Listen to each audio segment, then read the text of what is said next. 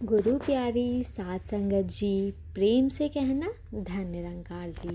साध संगत जी, शुरू करते हैं आज की साखी, जिसका शीर्षक है ईश्वर का आभार।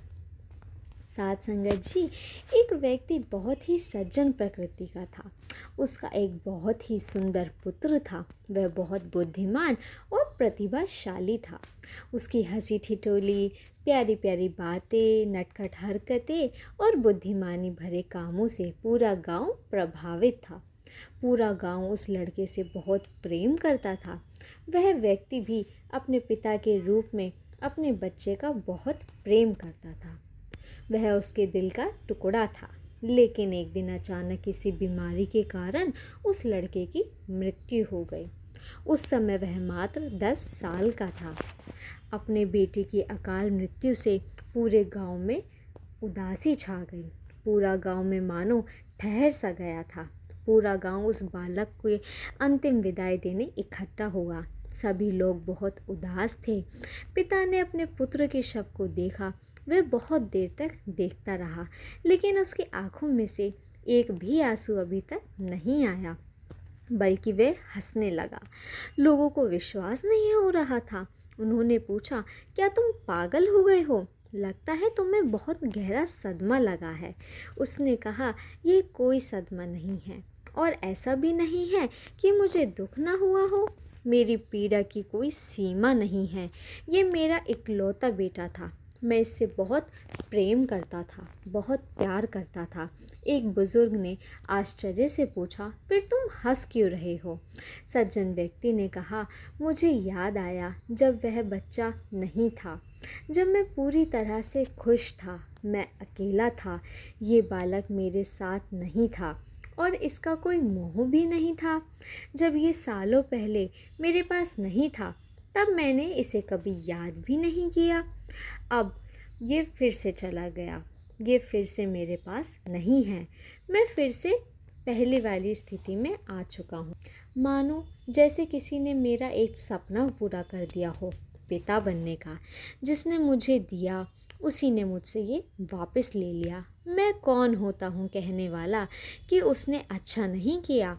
लोगों ने पूछा, लेकिन तुम हंस क्यों रहे हो? सज्जन व्यक्ति ने कहा, मैं आभार प्रकट कर रहा हूँ। मैं आभार प्रकट कर रहा हूँ उसका जिसने मुझे ये दिया। मैं आभार प्रकट कर रहा हूँ इस बालक का जो मेरे साथ इतने वर्षों तक रहा, मुझे इतना हंसाया, मुझे इतनी खुशी दी। हम दोनों ने वर्षों तक एक दूसरे की उपस्थिति का आनंद लिया। इसने जितने भी वर्षों का समय मेरे साथ बिताया, जितनी भी मुझे खुशी दी, मुझे पिता बनने का सौभाग्य दिया, इन सब चीज़ों के लिए मैं इसका आभारी हूँ और इसके लिए मैं इसका आभार व्यक्त कर रहा हूँ। जब हम दोनों साथ थे तब हम बहुत खुश थे। अब जब ये जा रहा है तो मैं उसे दुखी मन से विदाई क्यों दूँ? बस इसलिए मैं हंस रहा हूँ। जहाँ भी हो, हमें खुशी का कोई स्रोत मिले, खुशी के कोई पल मिले, साथ संगत जी, उसके लिए हम आभार महसूस करें। लेकिन ये उम्मीद करें कि कल भी वह खुशी का पल उपलब्ध रहेगा या उपलब्ध होना चाहिए, तो हम संघर्ष में पड़ जाएंगे।